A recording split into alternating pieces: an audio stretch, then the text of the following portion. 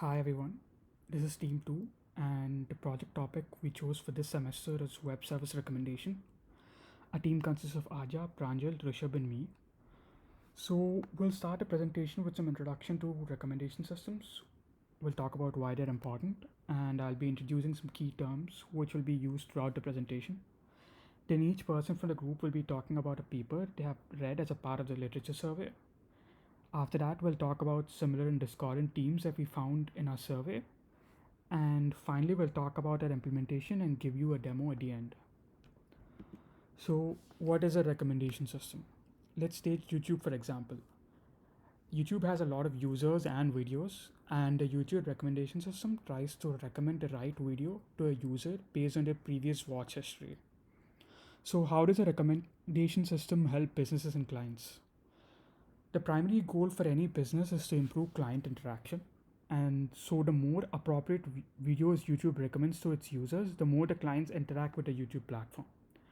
And for the customers, from the customer's perspective, they just want to watch the right video without much hassle. So, the same applies to web service recommendation systems as well. In the recent years, there has been a steep rise in the number of web services being used. So there has been a dire need for good web service recommendation system. So one such method that has been finally widely used in recommendation systems is collaborative filtering. The collaboration filtering is simply a technique which tries to find similar users or similar services and then recommends services based on previous history. So, for example, let's take we have two users, user A and user B, and both of them have previously used a service, a common service before, and now let's say user B is using a new service. So it's highly probable that user A might also want to use that service. So that's how in simple terms that's how collaborative filtering works. So next we talk about the Pearson correlation coefficient. So we've like I said, collaborative filtering uses similarity between two users. Now, how do we compute the similarity between two users? That's where PCC comes in. So PCC is simply defined as covariance by product of standard deviation of x and y. So let's say we have two users, user A and user B, or user X and user Y. We compute RxY, which is the similarity score between user X and user Y, using this formula. And the formula gives us values between -1 and 1 to 1, where 1 means it's strongly correlated. That means, say, user A's value increases, user B's values also increases, and 0 means they're not correlated at all, and -1 means they're negatively correlated. Say user A's score increases, then user B's score decreases. So that's how we'll interpret PCC. And moving on, we have one more term, that is quality of service. So quality of service is simply a measurement of performance of a web service. This could be, like mentioned here, it could be packet loss, jitter, latency, bandwidth, or a mean opinion score, or it could be response time, it could be throughput. So this is what we are trying to predict for a service for a particular user. So let's say a particular user hasn't used a service before, then we consider the previous uh, service history of that user and try to predict the quality of service value for that service which has not been used till now. Moving on, there are few challenges that traditional collaborative filtering faces, and some of these challenges include, large and sparse data can bring challenges in the performance of recommendation systems. So this is one common problem that we have seen throughout our survey. We'll be talking about how we're gonna overcome these challenges in the upcoming slides. And another problem is it's not scalable. And another problem would include it does not take the personalization of users and services into account. Some other problems with this kind of recommendation system is how they take feedback from a particular user. So a particular user may give manipulators, like mentioned here, can provide positive feedback about their products and negative for their competitors, which might always not always result in like fair use of the filtering process. So yeah, moving on, we'll be discussing papers that we have read as part of the literature survey. We'll be talking about changes that we make to the traditional collaborative filtering to overcome certain difficulties. The paper that I will be talking about is personalized collaborative filtering. In the past few years, people have started noticing that though traditional collaborative filtering works, it has not been able to meet the expectations in terms of accuracy. So, the authors of this paper have pointed out that personal preference of users has not been taken into account and hence the lower accuracy. So, to overcome this problem, they have introduced something called personalized hybrid collaborative filtering. So, we'll talk about what personalized means in a few slides. Before that, let me just give you an overview of how a web service recommendation system works. First, as you can look at in this diagram, first we have an active user who provides inputs. These inputs would be his functional requirements that he's expecting from a particular web service. Then the database queries for service and user attributes based on these inputs. And then we independently find similar items users and try to predict their missing quality of service values. At the end, at the recommender, we combine both these values and try to recommend web services based on these values to these users. So this is how a traditional web service recommendation system works. Now let's look at what we mean by personalized collaborative filtering. As you already know, collaborative filtering tries to find similar users and similar services, right? So let's look at this diagram. Let's take a small example where we have service 1, that is object 1, being used by all the 6 users, whereas service 2 is only being used by user 3 and user 4. So if we take, for example, user 1 and user 2, we can say that they're very similar because they're both using service 1.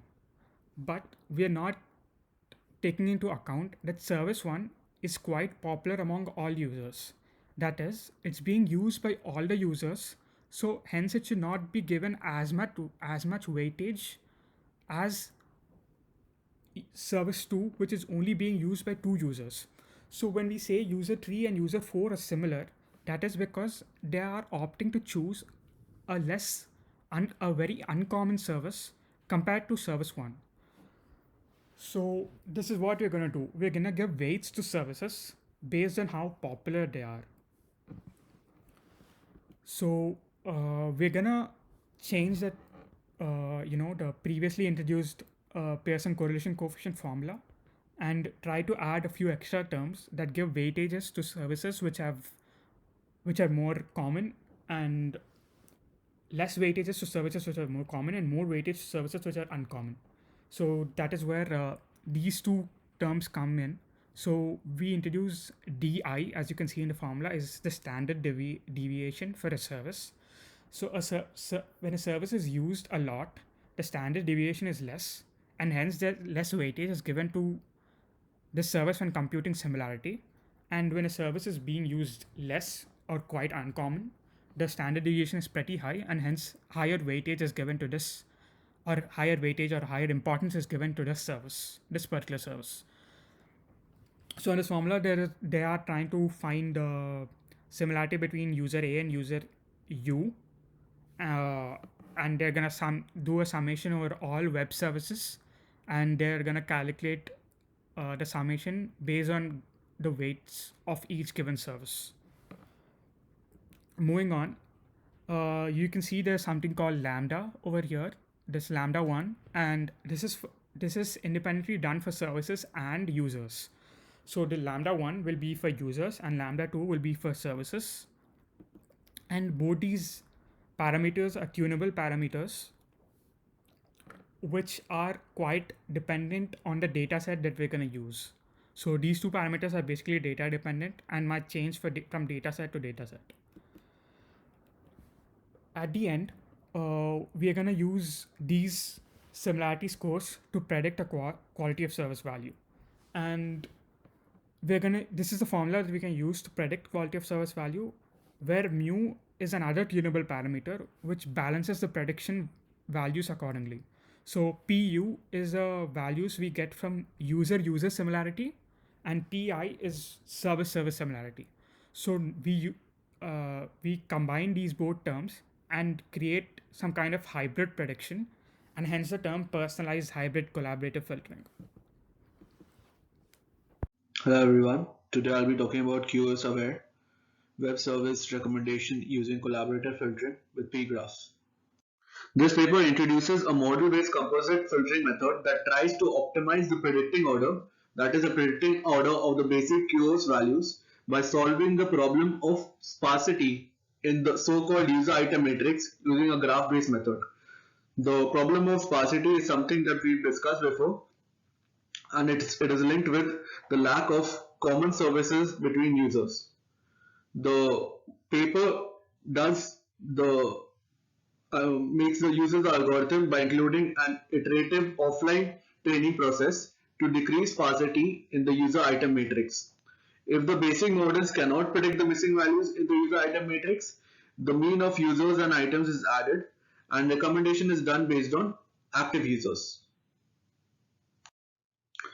The hybrid collaborative filtering process consists of 6 parts: the similarity computation, neighbor selection, basic QoS prediction, then the confidence calculation using the similarity computation, the weight for UBCF, IBCF using the QoS prediction, and the composite prediction using the basic QoS prediction and the weight prediction.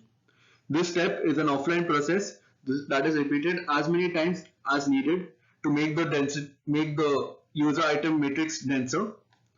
Once that is done, we make the online predictions for the web services.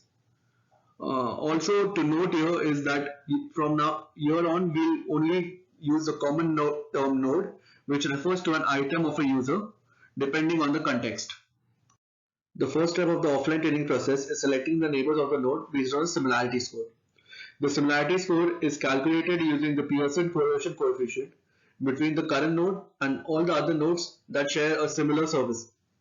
Here QUIV is the value of item V, that is the QoS value of web service V taken by the user UI, and UI bar is the average value of items that user UI has used, that is the average QoS value that user UI has experienced. Once the similarity score has been computed, then the top k neighbors are chosen for each node, and the negative values in the neighbors are further removed for better accuracy. As you can see in this diagram, the top k is computed, which shows the shaded region, and the positive k shows a subset of the shaded region because the negative values have been removed. Next, the weight of each node is calculated as average similarity between itself and its neighbors. Considering the neighbors of a node as its adjacency list, a directed cyclic graph called the predicting graph or p-graph is constructed. The edge of each of the nodes in this graph is directed from the node to its weight, and it's the similarity score and the value of that edge, the weight of the wedge, is the similarity score between the two nodes it connects. A standard topological sort algorithm gives us a sequence of valid actions depending on a dependency graph. In a dependency graph, the parent has to be executed before the child.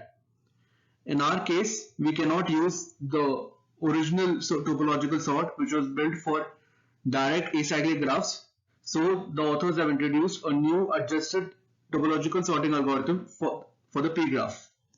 Now, nodes with the smaller in degree are selected first since they are lesser dependent on the neighbors, and the user item score would not improve much in a denser matrix. In case of a tie with the in degree, nodes with lesser weight are removed first because they have a lesser impact on other nodes, and the order of prediction or the removal from the graph is the optimized predicting order. Let's look into the procedure of ATS for a p-graph. we initially have this graph as our P graph. As you can see, user 1 has only one input edge, so it has a weight of 0.3. That is the same as the similarity for that edge. User 5 has two incoming nodes, that is two similar neighbors, U1 and U6. So it gets a similarity of 0.4, which is average of 0.5 and 0.3. So first we remove the node with the minimum in degree. Here it is U1, so which has an in degree of only 1. Once U1 is removed, it is put inside the predicting order, and now we make a new graph. In that graph we see that U2 and U5 have the minimum in degree, but we see that U5 has a lower weight, so we remove U5. Next, again we have U2 and U4 as having the same in degree, but U4 has an in degree of a weight of 0.65, so we remove U4 first. In the next step, we see that U2 has a minimum in degree, so we remove it. In the next step, we see U3 and U6. U3 has a minimum in degree which of 1, and so we remove U3. And in the second last step, we see U6 and U7 both have an in degree of 1. But since U7 has an in degree has a weight of 0.5, we remove that first, and lastly we remove U6. So the order of prediction will be U1, then U5, then U4, then U2, then U3, then U7, and lastly U6. Once we have gotten the predicting order, we predict the values of keywords for a user UI for a service V. We do this using the similarity scores as well as the initial keywords values and RUI and a value called RUI, which is the difference of max of the user values and the minimum of user values. This RUI is used to normalize these values. Once QUI is computed, we clamp it to remove the extreme values. Now that we have gotten the basic predictions for user-based and item-based, that is service-based collaborative filtering, we combine them using the composite calculation. First, the confidence is calculated for user-based filtering using the similarities between the users, and for item-based filtering using the similarity between the items, that is the services. Then the imbalance ratio is calculated using these confidences, and lastly the imbalance ratio as well as an additional parameter called lambda is used to get the weights.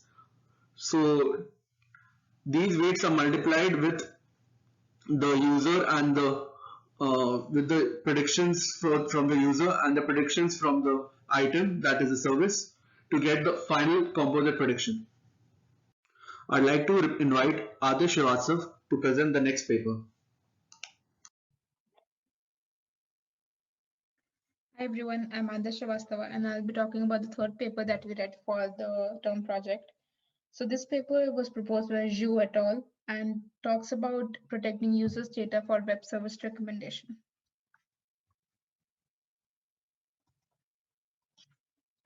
For the purpose of web service recommendation, most of the systems require users to expose the data for accurate web service recommendations. However, if there's no policy in place for privacy protection, users might not be willing to share the data due to various privacy concerns hindering the process of web service recommendation. Hence, there's a strong need for privacy protection techniques to alleviate these concerns. Some of the previous privacy-preserving collaborative filtering techniques include randomization, cryptography, anonymization, etc. However, there are not many studies for privacy issues for cost-based web service recommendation. These existing collaborative filtering techniques are not directly applicable for cost prediction due to multi-party or peer-to-peer collaboration required between users. Hence, to bridge this gap, the paper discusses privacy-preserving framework for cost prediction. So let's take a look at the framework in detail. The framework proposed by Zhu et al. Is divided into two parts, the client side and the server side. At the client side, the user's data is first obfuscated and then sent to the server to perform cost prediction. The obfuscated data from multiple users is collected at the server side and stored in a cost database.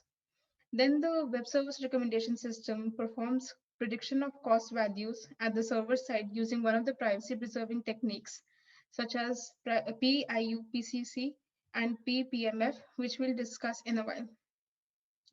At the client side, the resultant data is unobfuscated to recover the true cost values using which the web services are recommended to the users. Since the data obfuscation technique is only known at the client side, the framework reduces the risk of potential threats to users' data.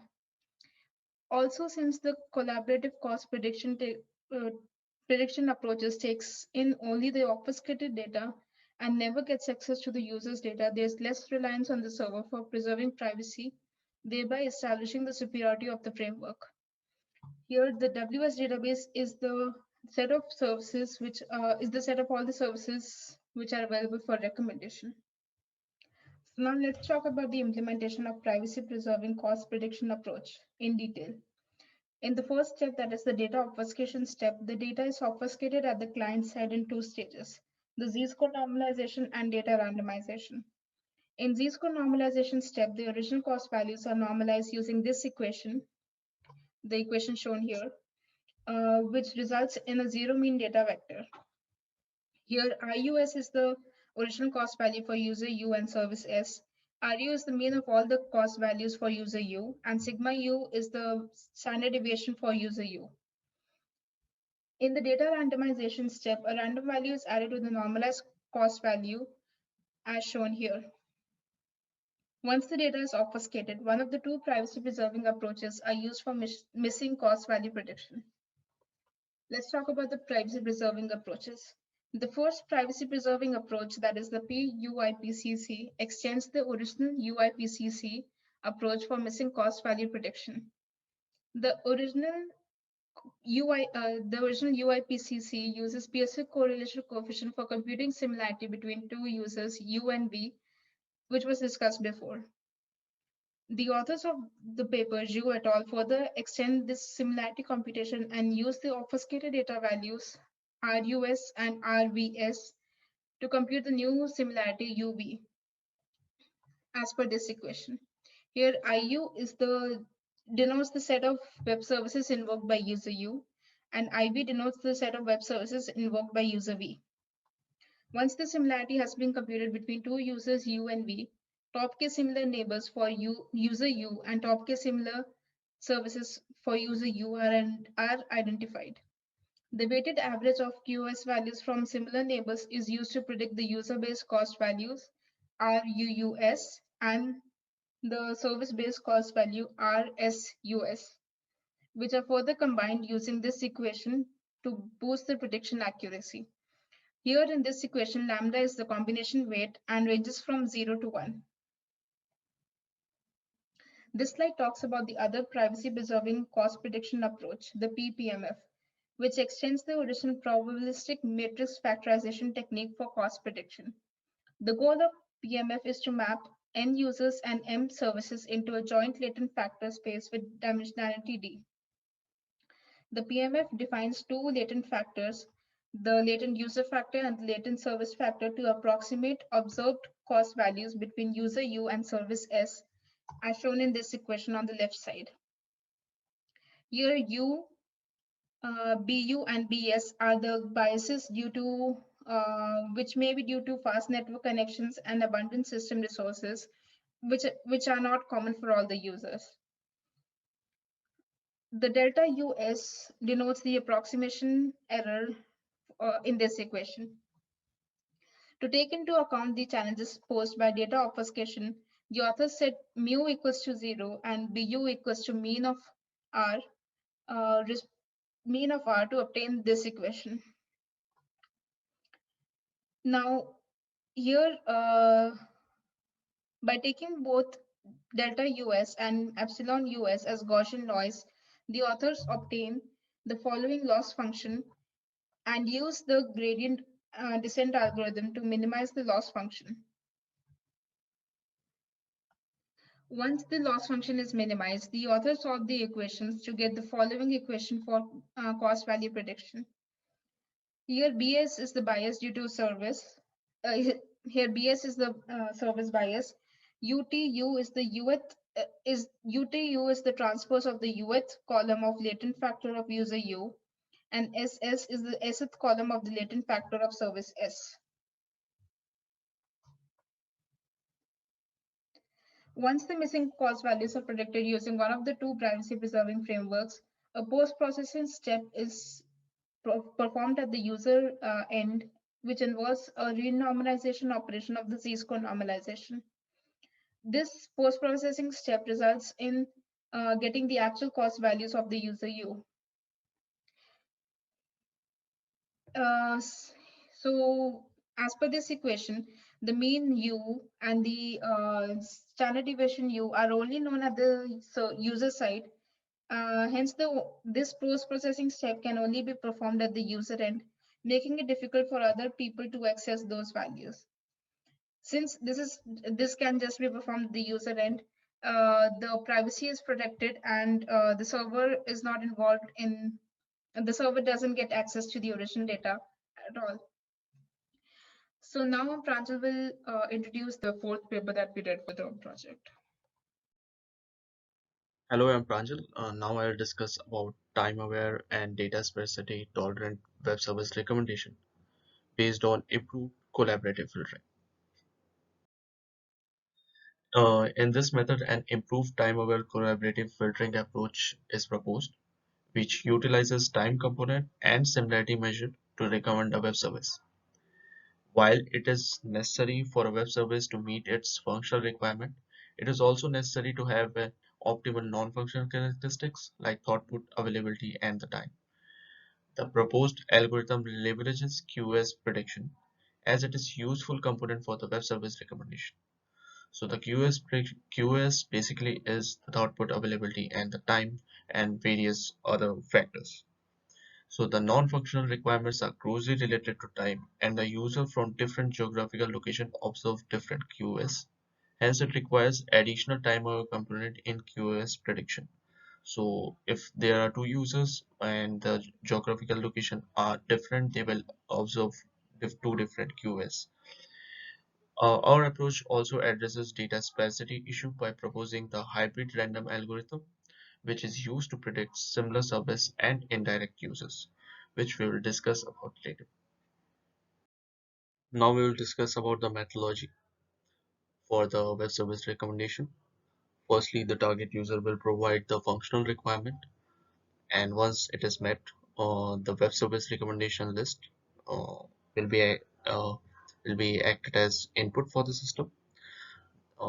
This list will be passed to different stages to produce required output. The timer complexity will be computed in first stage for both the users and services. The second stage, the render walk personalized algorithm will be applied, which is used to find the similar users and services respectively. Following this, the user-based and the service-based QoS prediction are computed, and finally the result of both the pipelines are merged, and recommended list is returned to the user. The algorithm basically consists of three main components. Firstly is time-aware similarity measurement, second personalized random walk algorithm, and third time-aware QoS prediction. So now we'll discuss about our first module, that is time-aware similarity measurement, which is based on basically two principles. So the first one is the closer QoS experience from two different users having the similar web services contributes more towards the similarity measurement. The second one is the recent QoS experience from the same web services are bound to be similar and contributes more in finding the similarity measurement. So in this algorithm, we will pass the list of user, the user metrics, the current time, and the time decay constant as the input. Following that, the average values of users is calculated and values are recorded in the sum constant, which is given by the below formula. So now I'll discuss about the second module, which is personalized random walk algorithm. This is basically used to handle the data sparsity issue in collaborative filtering. So the personalized random algorithm calculates the indirect similarity values based on the transition probability. This ensures that the indirect neighbors for the target users are taken into the consideration. The random walk algorithm leverages the similarity measures to calculate the similar neighbors, which should be identified for the target users and each web service. The reconstructed similarity matrix is computed using the ranking vector, and the list is finally returned to the target users. So the third component of our algorithm is time-aware QoS prediction. The QoS of all the users and services are utilized using the historical QoS information to make a QoS prediction. The algorithm takes both the users and services, whether it's indirect and direct, into the consideration while making the QoS prediction. The formula of QoS prediction is given below. The first one is for the users and the second one is for the services. The consolidated results based on both the prediction is combined and required result is returned to the target users. So now I will discuss about the similarities among our four discussed approaches so far. All of our approaches based on the prediction capacity of the collaborative filtering. Uh, all the approaches which we have discussed so far tries to solve one or more issues related to collaborative filtering. For example, approach 1, which is based on personalized hybrid collaborative filtering, discusses about the merits of the collaborative filtering and how it is important to use for web service recommendation. While the second approach tries to improve the collaborative filtering and tries to make it more efficient by introducing the concept of graph and topological sorting. Approach 4 discusses the utilization of time component, which I have discussed, and it also addresses the data sparsity issue. While approach 3 discusses about the privacy concern in collaborative filtering. All the approaches are based on QoS in one way or another, which is also one of the important aspects of web service recommendation. Now I'll discuss about the dissimilarities among the different approaches which we have discussed so far. Approach 1 introduces the concept of personalization using hybrid filtering but does not include the time component in it. So to address this issue, the approach 4 suggests the inclusion of time component to boost the prediction capacity of our collaborative filtering. It also handles the issue of data sparsity by introducing random walk algorithm. And while approach 2 suggests the use of graphical data structure, approach 4 does not suggest that but improves our collaborative filtering based on other factors. So approach 2 tries to handle the issues by introducing graphical data structure, and it suggests the improved result of uh, which is better than personalized collaborative filtering. So now I will discuss about the things which are neither similar nor dissimilar. So in approach 3, we have placed more emphasis on the privacy concern related to collaborative filtering. They have introduced the privacy preserving collaborative filtering techniques like randomization, cryptography, and anonymization. The QoS related user data are preserved in both the end, that is the server end and the client end. They have introduced a new framework for that. They have also introduced the privacy preserving PCC calculation, which is Pearson coefficient, and the probabilistic matrix factorization. Both of the techniques leverages neighborhood collaborative filtering and give the recommendation without exposing the user data. So now we will discuss about the dataset and the demo, which will be taken over by Rishabh. Hello again. I'll be talking about dataset cleaning and pre-processing. We use the WSDream dataset for the purpose of this project. The WSDream dataset is divided into two datasets. The first dataset contains the response time and the throughput of the record of service information of 339 users and 5825 web services. The second dataset contains QoS measurements from 142 users on 4500 services. It is taken over 64 consecutive time slices, which are at 15-minute intervals. We use the second dataset for our project. The pre-processing involves removing duplicates from the response time and throughput information. Also, we add two new columns. First, the category column, which would categorize the web services according to the functionality, and the location column that gives the location of the services. Next, I will talk about implementation. We process and store the data in Postgres SQL database. This is done before any web UI interaction takes place. Then we have built a Flask application that requires two inputs from the user along with the user ID. The first input is location, which is the current location of the user, and the category, that is the category of service that the user is looking for.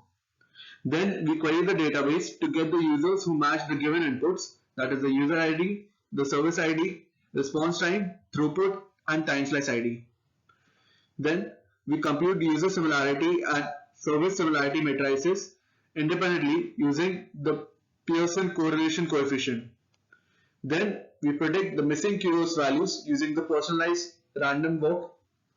And lastly, we recommend the top 5 services to the user and evaluate the information as well, the services as well.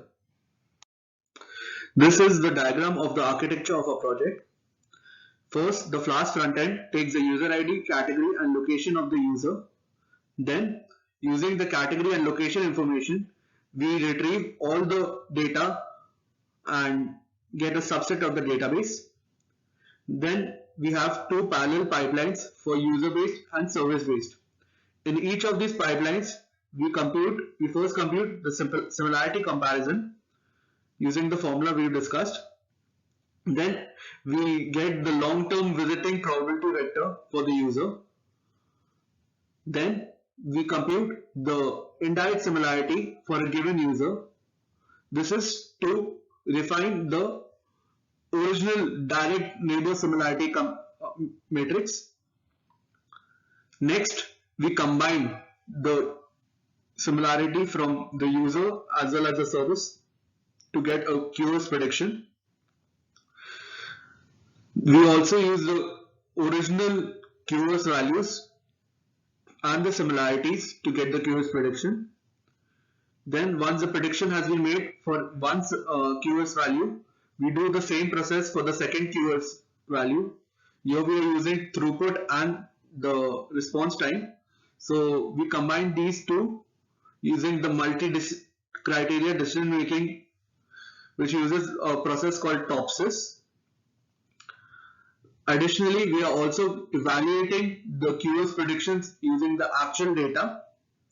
And finally, once an order of recommendation has been generated using the multi-criteria decision making algorithm, we return it to the Flask frontend and which is displayed to the users. Next, we'll talk about evaluation of our project. We use mean absolute error loss to compute actual and predicted QoS values for both throughput and response time. These are computed using the following formula. These are the references for the presentation. The fourth one is the reference for the paper that we are implementing, and the fifth one is for the data set. Next, I would like to call upon Adarsh Srivastav to present the demo for our project.